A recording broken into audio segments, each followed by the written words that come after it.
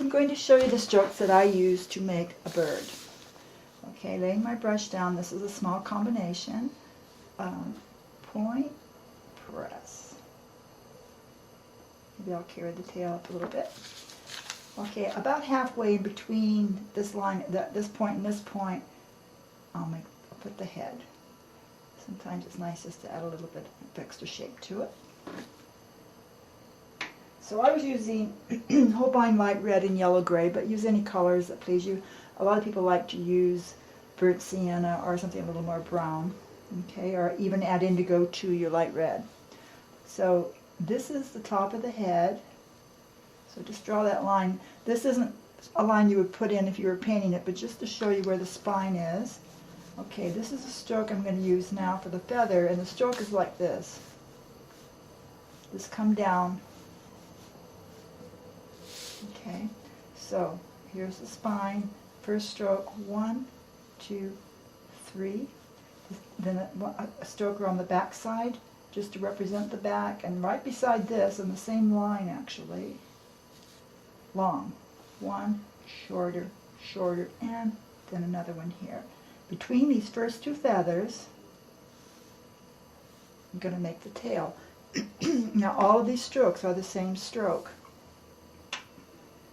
Now I'm going to make the eye, and I want to make sure that my brush is nice and black, but also dry enough that I can control it. And I'm just going to make a circle.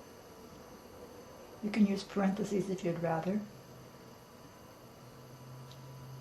And I have an eye.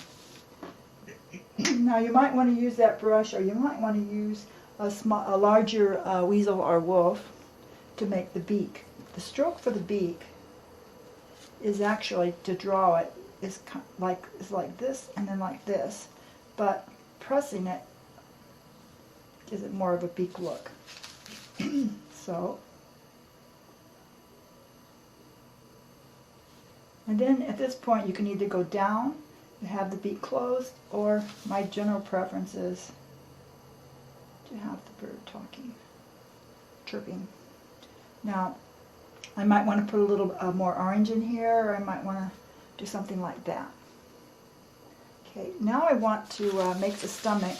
I could go ahead and use black for this, or I might even go back to my original brush and following this lower beak.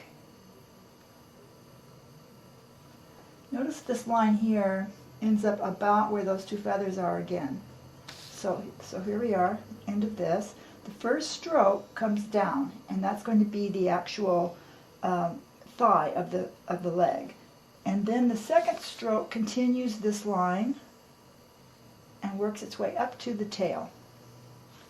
And finally the foot. Now the foot stroke actually is the same stroke as the beak.